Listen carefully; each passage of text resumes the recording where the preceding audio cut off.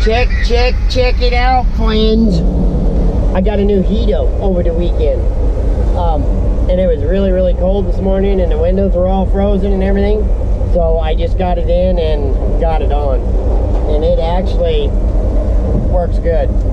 So we will get it rewired. I think the best way to do it is come along under the dash here and up. And that way it's all hidden and out of the way, and because that'll get ripped out in a hurry. But like I say, it was cold and I wanted some heat. Make sure you keep watching and paying attention, because here not too long, couple 3 weeks, maybe a month, bam, it's gonna happen, Camo. Yeah, keep an eye out, keep listening, pay attention for hints and whatnot. Gonna make a little bit of a puzzle out of this, and then here not too shortly, it's gonna be like, bam, there it is. And oh yeah, it's gonna happen. You guys remember little Bobby out there in Pennsylvania, that cute little guy? I think he was 5 or whatever. We got us another one of the younger, 5 or 6, something like that. And I cannot remember his name. So we're gonna have to get him his own YouTube nickname so I'll remember it. But he watches all of my videos with his dad, Todd, and I guess he is a huge fan of the Get Some, Camo. So appreciate you watching me, little guy. I got a little surprise coming for you, and lots of Get Somes, huh, Camo? What do you say we I don't have my mic on here.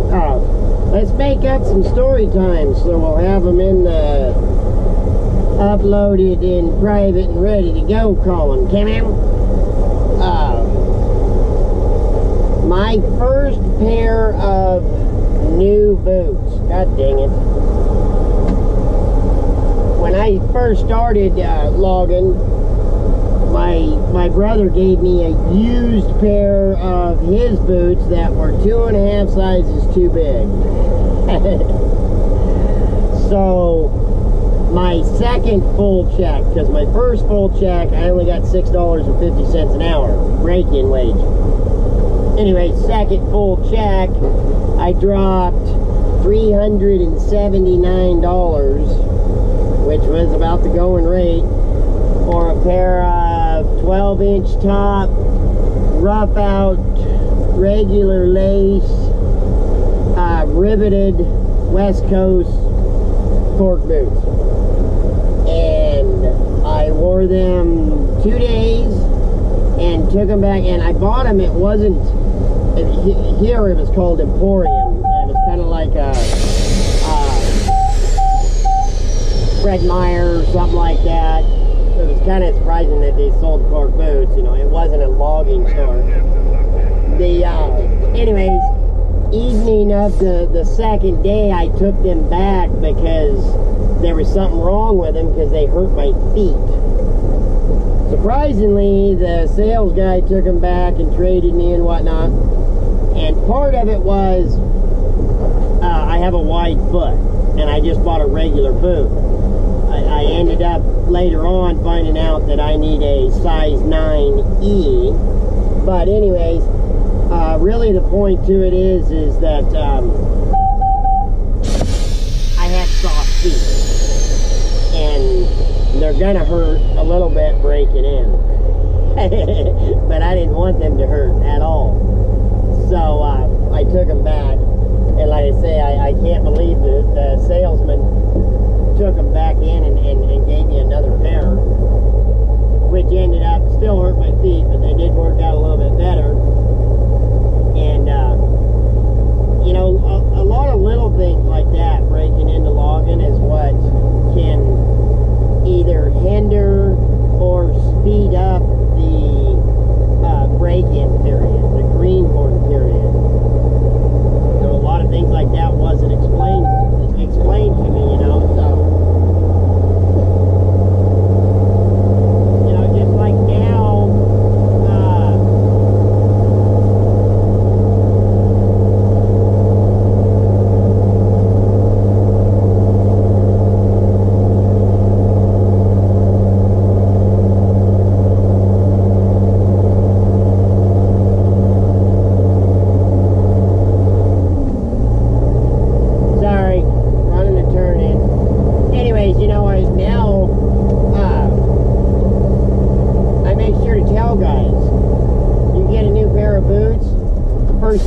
just soak them in water. Let that leather get soft. Let the sole get soft and whatever. Breaks in a lot quicker. I've had guys that only wore rubber boots year round because they didn't want to go through the break-in period on a pair of boots because it hurt their feet. He said he didn't want to talk to you. Which, if you ask me, that's kind of like suck it up, buttercup. But to each their own, you know. So I guess the lesson in this story time is I got lucky. Actually, I think the lesson would be for the experienced people and not the unexperienced guys, that we need to do more in that, you know, that way to help greenhorns and newbies, whatever.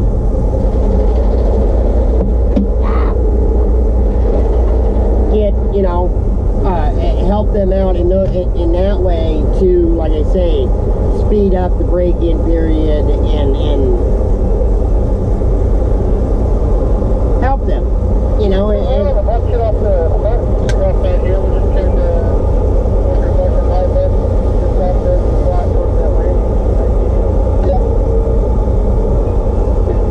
What was that? He was throwing me back up the handheld, so I only got half of it. I wasn't listening.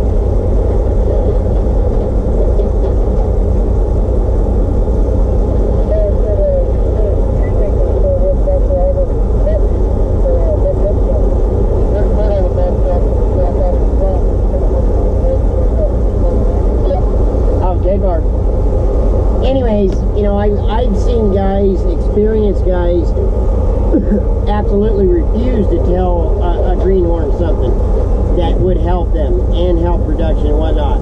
And it was, stupid son of a bitch, gonna have to learn one way. Yeah. You know, but some of these guys that might be struggling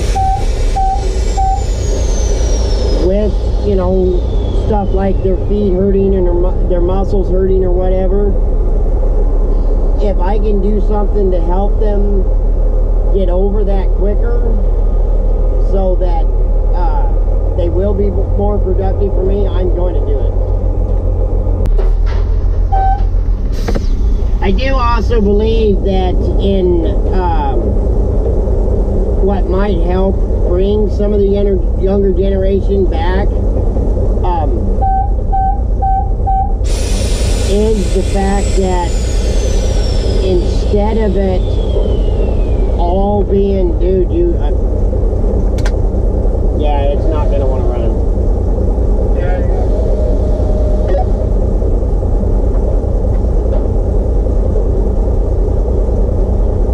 Sorry, I dropped the radio. What'd you say? I hate that. Don't log with these things. Log with your whistles. Anyways, what might help is instead of every bit of the break-in period being in the field, I do think there should be some paid, not necessarily class, but shop time being explaining some of the terminology, some of the reasons why, you know, this said person wants it that way, this guy wants it that way, you know. When a boss comes out and says, hey, I need you guys to do this, this, and this, well, if they would spend a little more time and explain to us what the insurance companies are doing to them to make them pay this or that, or you know, stuff like that, I think it would help the employees understand better and then want to learn and perform better for the employer. Now it looks like the fog's just getting ready to lift for us. I'll try to get the camera out and get a little different view for you guys. Almost, it's 9:30, so yeah, it's been socked in like that all morning. So yeah, hopefully we'll get some good views of the O-Head Cove for you guys. It's not a bad machine. It's pretty fast. It's got power. If it had a shifting type of transmission, whoa, what the frickin' frick was that? Holy snikes, I thought we were tipping this thing over. Wow. And I couldn't see any, I couldn't figure out what was going on, but the haulback friction, it, oh my God, this guy's whistles are gonna drive me nuts. Anyways, with it, the brake on, the air valve leaks, so we throw it in the middle so that it's not bleeding off. And I must have vibrated enough or whatever that it came down and was pushing on that just enough that the friction was turning, and it come up tight, and where it's tied off, it pulled the yarder sideways. Ew. Oh my God, this guy's whistles. Awful. I know you guys aren't gonna be able to see it. Two guys on the rigging. One of them is very, very inexperienced, but he's a good hand, and he's got quite a bit of he's gonna be a good hand. The other guy, the one that's standing up the hill, he's been standing there. This is the third turn in a row he has not done anything. That absolutely drives me nuts. So I said something nicely. Hey, you know, those chokers would get set faster if both of you were doing it. His response is, well, if I go down the hill, you know, like where the choker setter is, I can't see.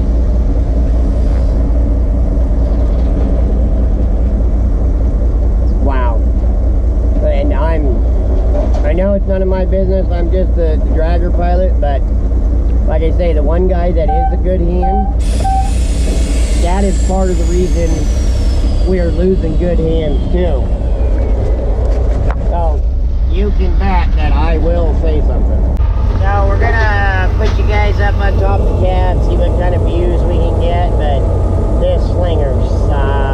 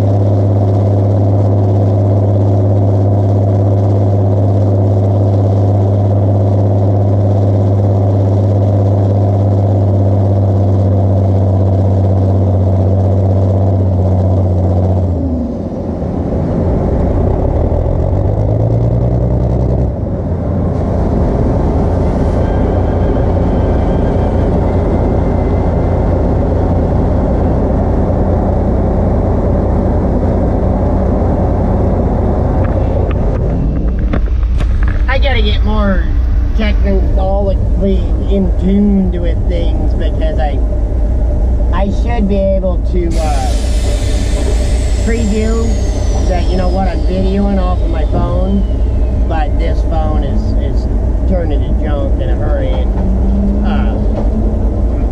So, you know, I'd be able to tell if I'm getting a good shot or not or whatnot. But this guy is, oh my God. He's so bad, I just don't know if I can subject you guys to much more of his slinging. It's horrible. And I'm trying to give him suggestions and whatnot, you know, because I am up here. I can't say, do this, do that. But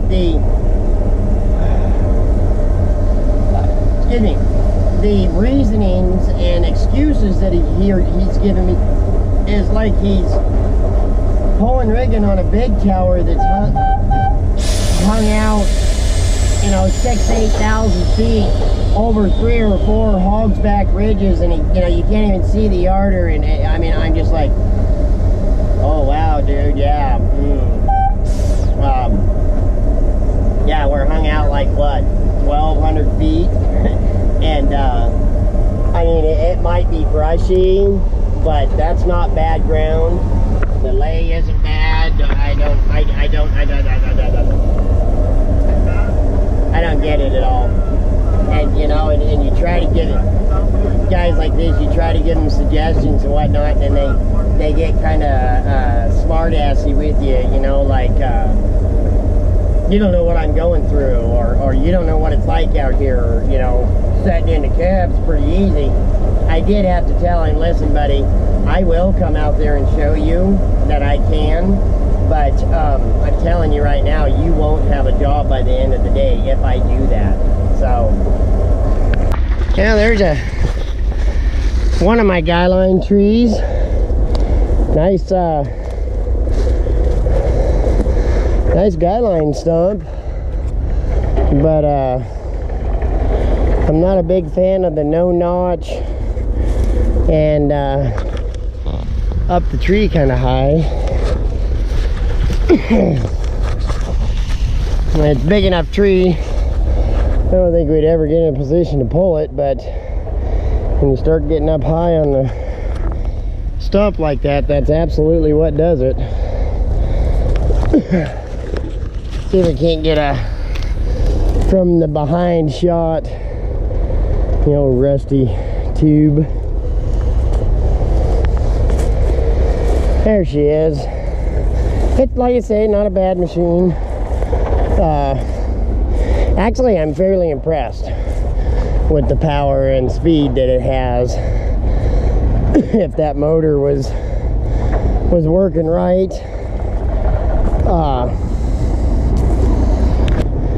And yeah, it's weird. I'd like to learn a little more about it. I do like the 3 guy line. You know, it is pretty quick road change, guy line change type stuff like that, and fairly ballsy for being a smaller yarder, but it's a smaller old yarder, and where I'm trying to compare it to the small new yarders, you know, that's why. But kind of a Morphodite-ish looking, I don't know. See how she's, you see what I'm saying about it setting like that on the carry. Oh god dang, I got my knee. Woohoo. I do not know what's going on with that, but whew. Anyway, so yeah, there's the Rotex. It's swung on the Rotex. I do see a swing pin lock thing for it. Here's the chains that have got it chained down so it stays there. Then that strap right there, shovel can grab a hold of it and just, you know, swing it to where you want it to go.